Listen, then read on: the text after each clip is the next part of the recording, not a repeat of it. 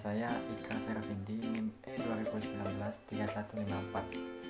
Saya akan menjelaskan mengenai biaya ekuitas atau cost of equity. Nah, atau yang bisa disebut juga biaya modal. Biaya modal yaitu biaya real yang harus dikeluarkan oleh perusahaan untuk memperoleh dana baik yang berasal dari hutang, saham, preferen. Nah, jadi biaya modal ini biaya yang harus dikeluarkan oleh perusahaan agar dapat memperoleh dana yang berasal dari hutang, saham, dan preferen gitu.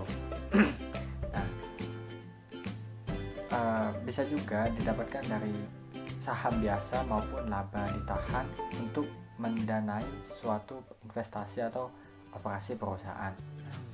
Penentuan besarnya biaya modal ini dimaksudkan untuk mengetahui berapa besarnya biaya real yang harus dikeluarkan perusahaan untuk memperoleh dana yang diperlukan gitu.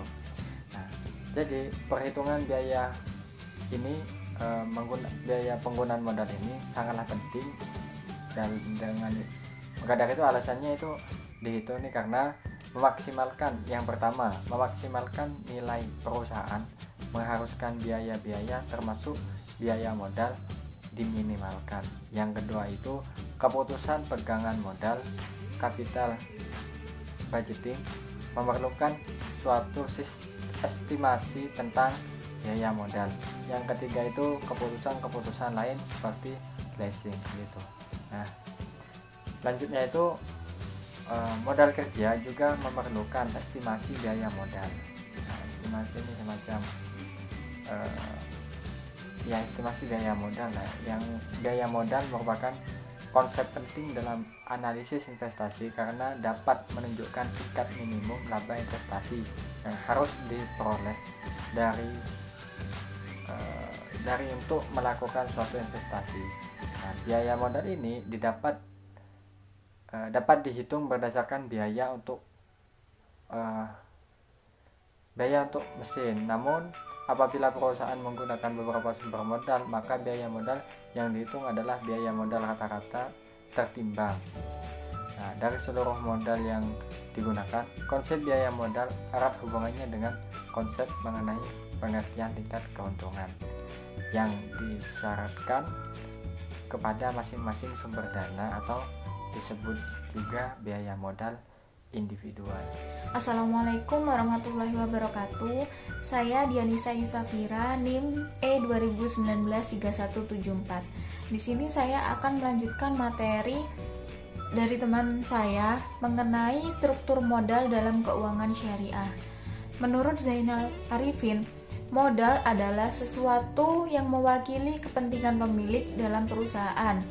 Modal juga merupakan kekayaan bersih, yaitu selisih antara nilai buku dari aktiva dikurangi dengan nilai buku dari kewajiban. Struktur modal merupakan perimbangan atau perbandingan antara modal sendiri dengan modal asing, di mana modal sendiri berasal dari laba ditahan dan penyertaan kepemilikan perusahaan. Kemudian modal asing berasal dari hutang jangka pendek dan hutang jangka panjang. Kedudukan modal merupakan suatu yang sangat penting yang harus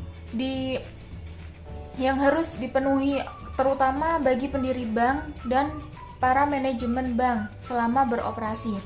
Nah, fungsi bank sendiri adalah menghimpun dana dari masyarakat dan menyalurkan kembali serta menyediakan berbagai jenis jasa yang dibutuhkan para nasabah. Modal bank mempunyai fungsi diantaranya yang pertama sebagai penyangga untuk menyerap kerugian operasional dan kerugian lainnya.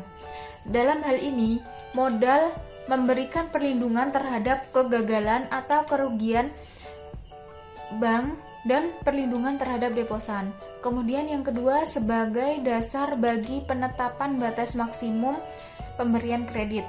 Yang ketiga, modal sebagai dasar perhitungan bagi para partisipan pasar untuk mengevaluasi tingkat kemampuan bank secara relatif untuk menghasilkan keuntungan.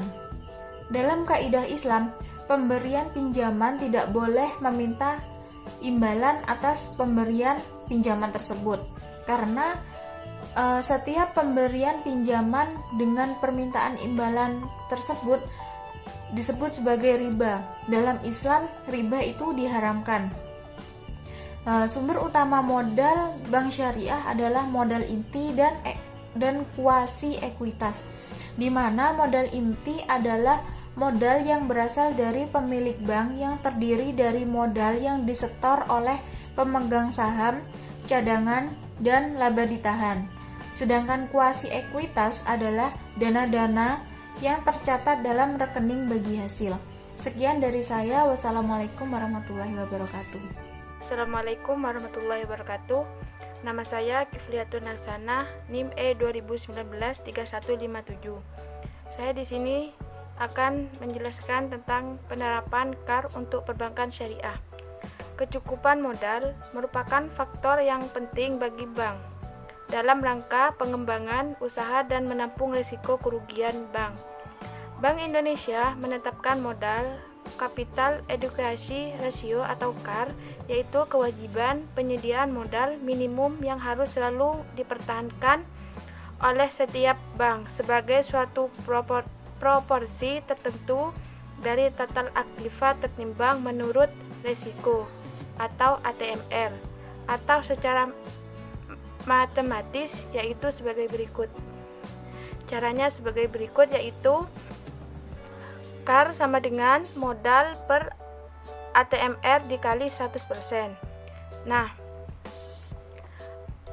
aktiva tertimbang menurut risiko adalah nilai total masing-masing aktiva bank setelah dikalikan dengan masing-masing bobot risiko aktiva tersebut. Aktiva yang paling tidak berisiko diberi bobot 0%. Dan aktiva yang paling berisiko diberi bobot 100%. Dengan demikian, ATMR menunjukkan nilai aktiva berisiko yang memerlukan antisipasi modal dalam jumlah yang cukup. Nah, sebagai berikut contoh ketentuan KAR di perbankan Indonesia. Terima kasih. Assalamualaikum warahmatullahi wabarakatuh.